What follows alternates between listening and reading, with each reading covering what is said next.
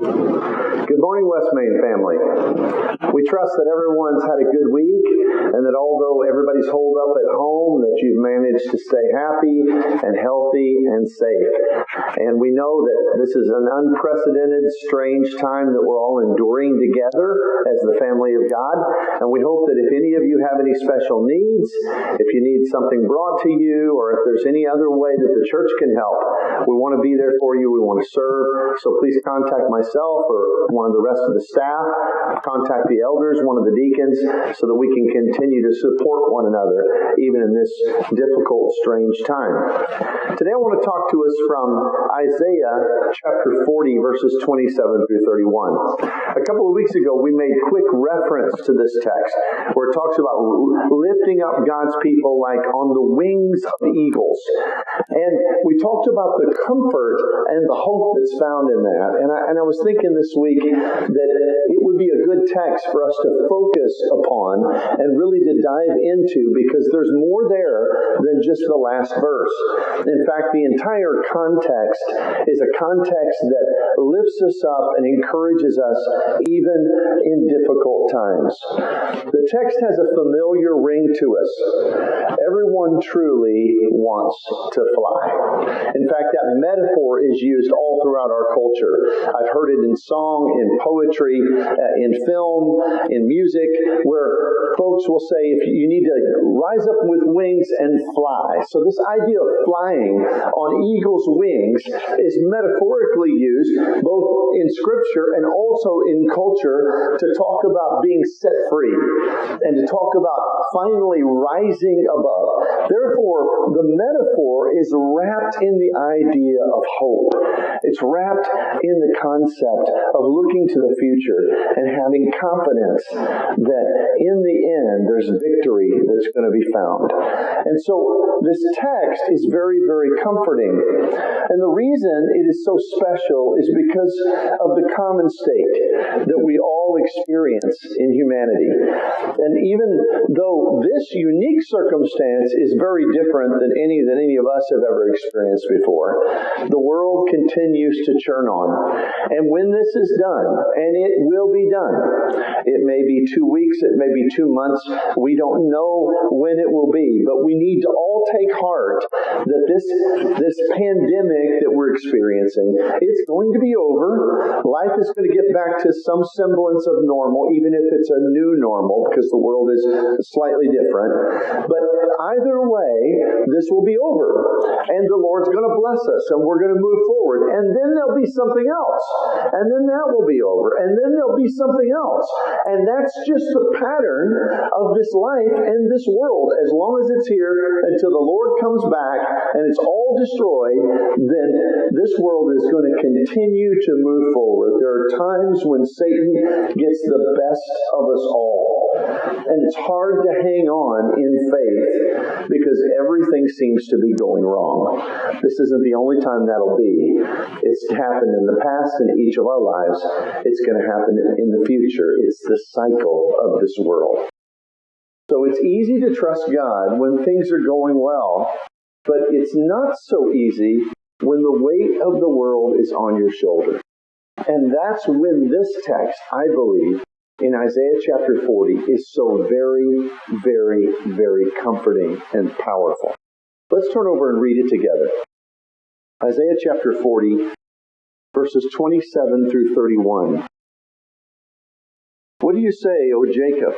And speak, O Israel. My way is hidden from the Lord, and my just claim is passed over by my God. You see, he's talking there a little bit about the mumbling and groaning and complaining that Israel is engaging in because of their current struggle. And they did have struggles. We're going through a pandemic, but they went through slavery. They went through being conquered by wicked pagan nations. They had their struggles. And he says, why is that you're complaining, that you're moaning and saying, why my way is hidden from the Lord, and my just claim is passed over? In other words, God's not listening. I justly am asking him to help, and it seems like he's not listening. Have you not known? Have you not heard? The everlasting God, the Lord, the creator of the ends of the earth, He neither faints nor is he weary. There is no searching of his understanding. He gives power to the weak, and to those who have no might, he increases their strength. So they say, don't you realize the Lord is never asleep on the job? The Lord is never not paying attention. The Lord is constantly aware. He's constantly filled with understanding, and he never, ever grows weary. And he has power to help the weak and to give strength to those who feel they don't have any. Then verse 30, even the youths shall faint and be weary, and the young men shall utterly fail. But those who wait upon the Lord shall be renewed in their strength. They shall mount up with wings like eagles. They shall run and not be weary. They shall walk and not faint. He says, I know you feel weak. I know you feel worn out. I know you feel like you don't know how any of this is going to work out. He says, but God is right there for his people, even when they're weak. Even when they feel drained and worn down by this world. That's God's specialty, to be there for his people. So there are several things as we walk through verse by verse that this teaches us about how to be renewed, how to be revived in surrendered strength, knowing that God has our back when we don't have enough power, when we don't have the answers, that God is there for us. In verse 27, when he says, why do you say, O Jacob, and speak, O Israel, my way is hidden from the Lord, my just claim is passed over by my God. He's trying to communicate that it can be difficult to see a victorious future in a defeated present. So, in the present moment, when things are going tough, that's the hardest time to be able to visualize the future.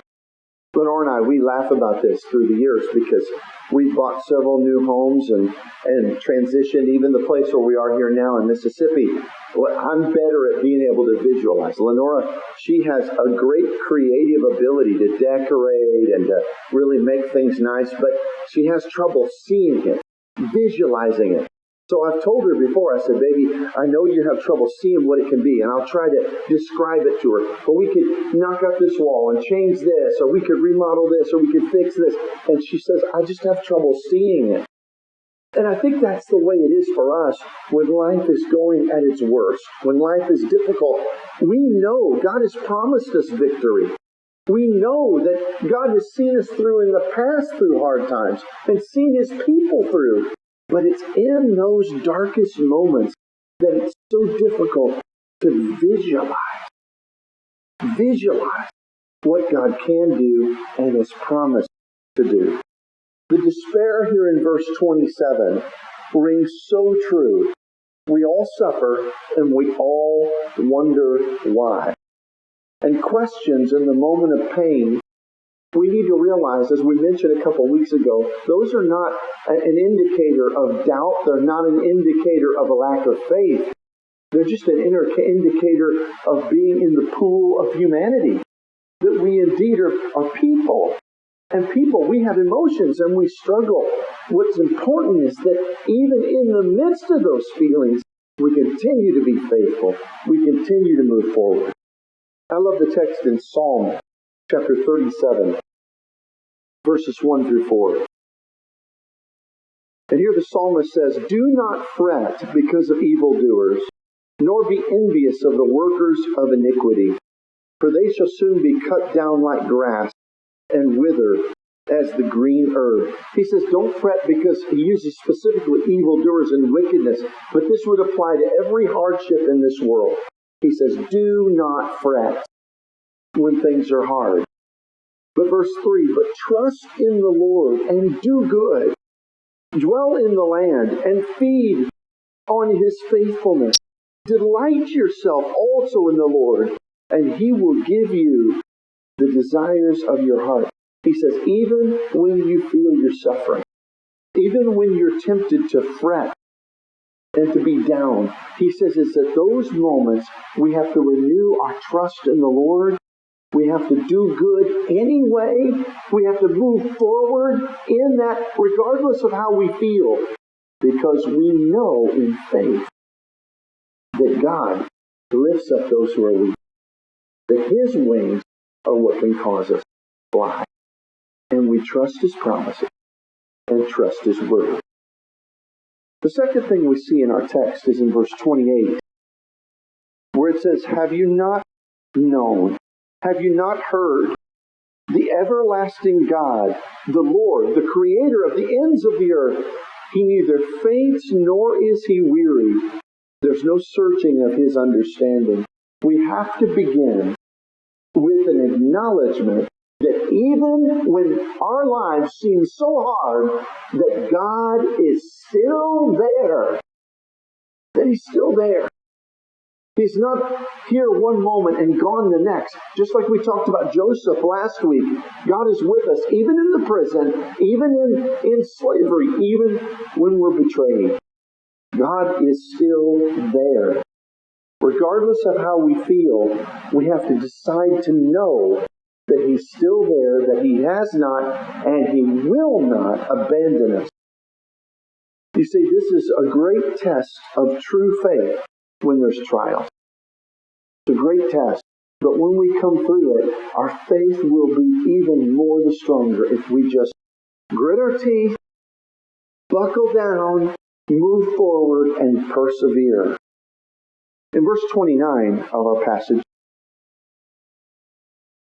He said He gives power to the weak, and to those who have no might, He increases their strength. Now listen to the wording of how that's laid out. To those who have no might, He gives them strength. Those who appear weak, those who feel weak, He is actually making them strong. And that tells us that sometimes God is helping us even when we feel the weakest. Now you see, we wouldn't normally, through our emotions, put those things together. We would think that God is helping us when things are going great, when we seem to be victorious. But the text tells us that God is there with us even when we feel at our weakest. No matter how much we think it is, perception is not reality. The way we feel is not indicative of the way things actually are, particularly in the spiritual realm, through the lenses of faith. God is there. He's maturing us, and He's planning for us even in our darkest hours. No one said it's pleasant in the moment. It isn't. But it is often the motivation we need. And boy, that'll see us through life when we persevere and push through difficult times. And those hard times sometimes are the motivation we need throughout the rest of our lives to continue on and to do His will. I heard a story of during World War II, so many young men were drafted and so many volunteered, and they had to quickly train a large fighting force for the Pacific and for, of course, in the Atlantic and in the European theater. And so the training, they had to get these boys through basic training, and at one of the bases, they had trouble. A whole batch of new recruits, in one particular exercise, they had to swing over a large muddy pond. And so many of them would fail. They knew that if they fell into the mud, they just got a little dirty. And so recruit after recruit after recruit were falling down into the mud without putting the extra effort to get across and to succeed. Well, the drill sergeant, he didn't know exactly how to approach it, so he had an idea, and it fixed the problem. In fact, he didn't have a single recruit after that day who fell into the mud. He just simply put a gator in the water. I guess that's the original form of Gatorade, because, boy, it motivated them to get across. And sometimes, the hard times in our life, when we really have to buckle down, those are a powerful motivator to mature us, to help us to move forward in our lives. It says God is there, making strong, even when we feel weak. if we're continuing to turn to Him and to follow Him. Verse 30 says this, even the youths shall faint and be weary, and young men shall utterly fail. The thing about youth is in youth we feel invincible. In our youth we feel like nothing can hurt us. In fact, that's why we've seen that down in Florida during spring break, so many young people just ignoring the advice of the medical community, going to spring break anyway. And I can tell you exactly why they did that, because they're young, and young people feel like they're invincible. But they're not. And that's what he's trying to communicate. Even the youth, they shall fail and be weary. Even young men shall utterly fall. One solution in tough times is we try to do more, we try to work harder, we try to fix it, dig ourselves out of the hole.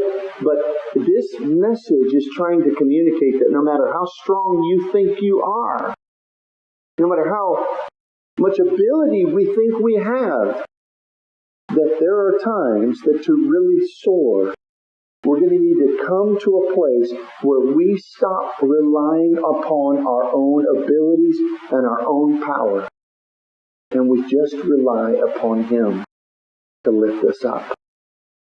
Where we recognize and admit that God has the solution, and there comes a point where we can't fix it, and we have to turn to Him in faith. This is some of the profound truths that's been used in cliches, but even though they're cliches, they're still just as true as ever before, that there are times when you have to really let go and let God. There's a text in Proverbs 3, verses 5 through 9, where Solomon writes, my son, do not forget my law, but let your heart keep my commandment. For length of days and long life and peace they will add to you. Let not mercy and truth forsake you. Bind them around your neck. Write them on the tablet of your heart. And so find favor and high esteem in the sight of God and man. Trust in the Lord with all your heart, and lean not upon your own understanding. In all your ways acknowledge Him, and He will direct your path. That's the point of this. Even youths will fail. Even young men will utterly fall short. He says, lean not upon your own understanding. Folks, when times are hard during this pandemic, we don't know the solution. We're facing something that all of our magnificent medical advancements, they don't know exactly the solution. So you know what we need to do as people of faith? We need to trust in the Lord. Now continue to try to be safe. Continue to follow the advice of medical professionals. Continue to stay home. Continue to wear your mask, whatever it may be. But we don't need to just rely on the medical community. We don't need to just rely on the government's response. We need to first and foremost turn to Him, not lean upon our own understanding, but trust in the Lord. Trust in the Lord. Which leads us to verse 31, where he concludes this chapter and this section by saying, but those who wait on the Lord, He shall renew their strength. They shall mount up with wings as eagles. They shall run and not be weary. They shall walk and not faint. He says, through the valley lies the victory. We don't rise up on eagle's wings until we know what it is to be on the ground. You see, you can't really appreciate what it means to soar unless you've been on the ground.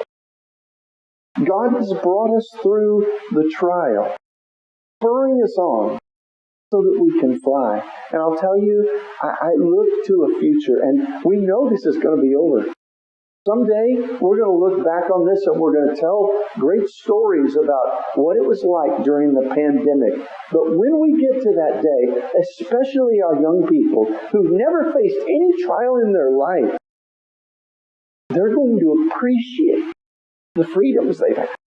Being able to go and be able to do. They're going to appreciate being able to just walk through a crowded store or sit in a movie theater You see, being able to endure the hardship causes us to truly be able to appreciate the blessing. You can't soar until you know what it's been like to be on the ground. It's kind of like baby eagles, eaglets they call them.